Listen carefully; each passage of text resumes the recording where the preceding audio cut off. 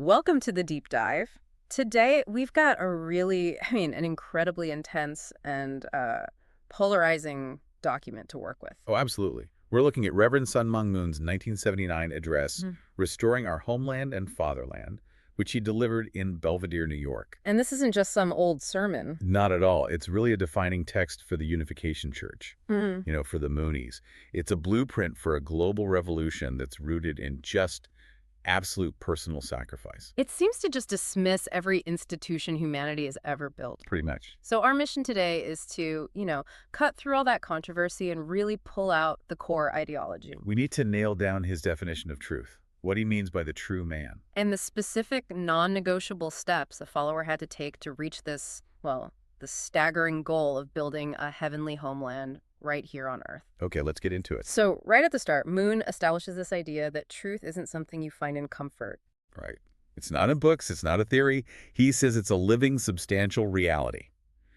And it comes with a very high price tag. That's a huge departure from, most religious or academic thought. Mm. He says that for truth to become real, it demands a tremendous ordeal of suffering and tribulation. It's forged in fire, basically. And that's what defines who the true man is. It's not someone famous or successful. No, not at all. You won't find this person among scholars or politicians because, in Moon's logic, those people are worried about their reputations, their comfort. And if you're worried about your reputation, you can't speak the truth.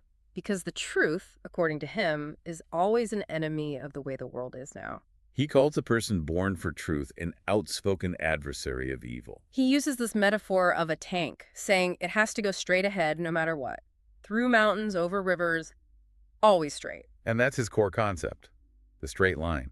He says life is full of crooked lines, compromises, half-truths, but real truth is the shortest distance between 2 points. It's not flowered with adjectives. Just blunt. So blunt. Ah. And he uses it right there on his own audience. Oh, that anecdote is incredible. He asks them if they like hearing straight words, and they all raise their hands. And he just fires back, "You're a bunch of straight liars."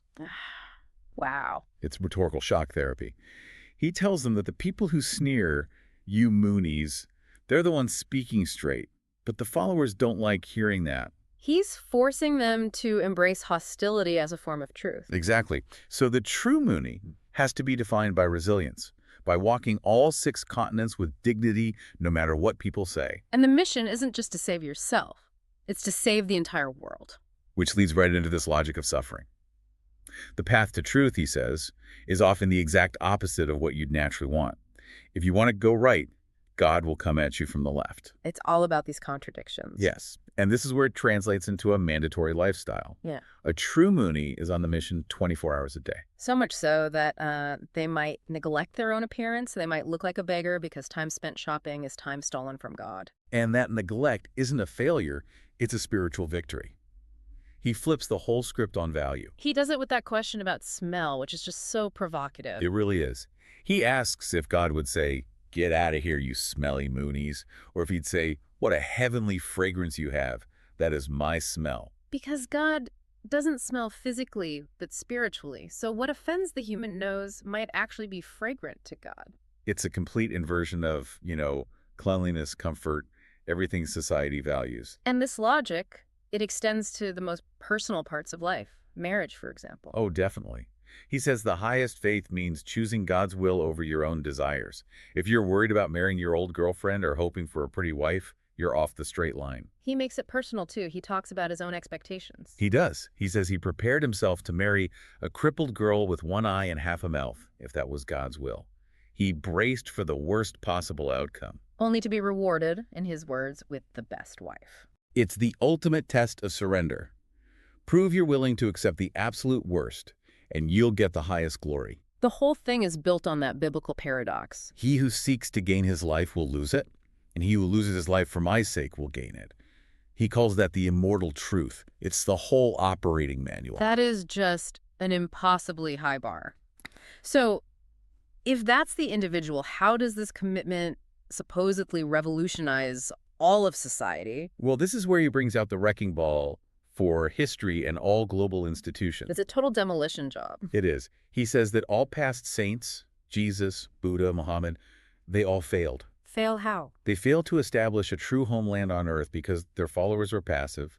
They accepted sacrifice, sure, but they didn't actively build the kingdom. They just wrote holy books. And he's just as critical of modern systems. He says America is not the true eternal homeland of democracy. Right, he uses the betrayal of Vietnam as his proof that the whole system is flawed. He even calls elections corrupt. Yeah, he says communists are winning because they just buy votes. It's a spiritual judgment on all human power structures. And it gets wider. Communism itself is a failure because Russia and China are fighting. He even goes back to the Renaissance, arguing it put man in God's place, driving God off the planet. So what about traditional religion? Traditional Christians, he says, only believe to secure their own heaven, and that personal salvation won't build the homeland for all mankind. It's a fatal flaw. So if everything in the past has failed, The Unification Church is the only hope left, the only vehicle that can establish the heavenly homeland on earth through total self-sacrifice, that raises the stakes to an unbelievable level. to an astronomical level. And that leads to the global strategy, which is all about urgency. He does the math. The math is terrifying. He says losing 1 year means 40 million people, 1% of the world, will die and go to hell without salvation, all because the followers sit idle. It turns evangelism into this desperate mandatory crusade, and to make sure everyone is without excuse when they get to the spirit world. The missionaries have to knock on every single door 3 times. 3 times. For the formation, growth, and perfection stages. After the 3rd knock, your responsibility is done. Their fate is their own. It's a system for maximum spiritual accountability. It is. And here's where the strategy gets really cunning. Moon says making his own name controversial was actually God's strategy. How does that work? Because if he's famous, good or bad, it doesn't matter, then everyone on Earth and in the spirit world knows his name. It's the fastest way to spread the message. It's using negative press as a brand awareness campaign. Exactly. And sending missionaries to 120 countries, including communist nations, was part of that.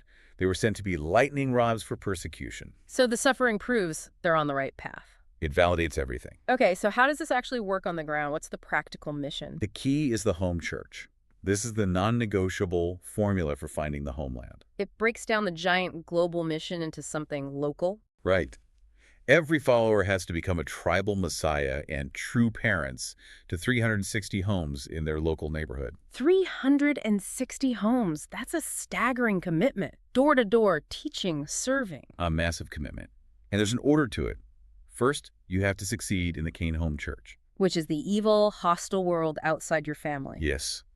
You have to conquer the skeptics out there first. Only after you do that can you come back and restore the able home church, which is your own family. So you have to win over the antagonistic world before you can even save your own household. It's a disciplined, relentless crusade. If your whole life is this crusade, what's the reward?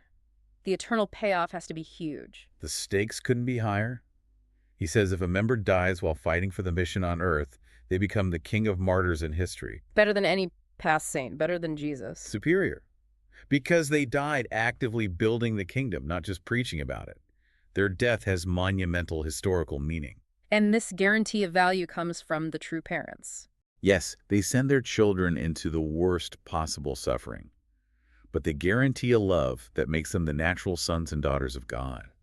The suffering is the validation. So what's the ultimate reward? It's staggering. Success on earth gets you a literal passport to the kingdom of heaven. No visa needed. And you don't just get to embrace God. No.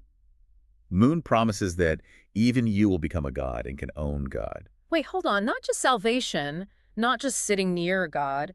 You become a god. Co-divinity, yes. How is that earned? Through all this physical work and persecution? It's earned because that suffering is the only proof that you followed the straight line and actually built the physical kingdom on earth.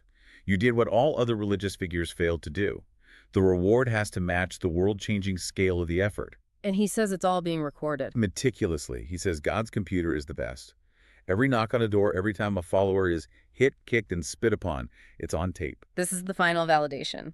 It is. When you arrive in heaven, God will play your home church movie, and the drama of your suffering will move the entire spirit world to tears. And then God himself will cry. That's the ultimate proof that your suffering was the required path to victory. So we've really unpacked an ideology that's centered entirely on relentless service and suffering.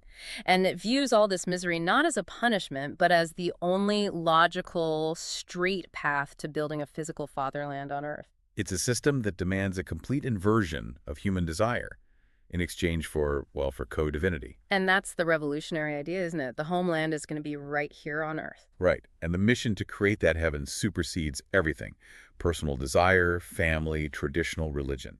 So that leaves you with a final thought to consider. If the ultimate reward owning God and becoming a God is contingent upon setting a world record in human suffering and revolutionizing society right here, how does that redefine the relationship between a divine promise and the necessary worldly action for the believer? A question that really gets to the heart of the high cost of the straight line. We appreciate you joining us for this deep dive. Until next time, stay curious.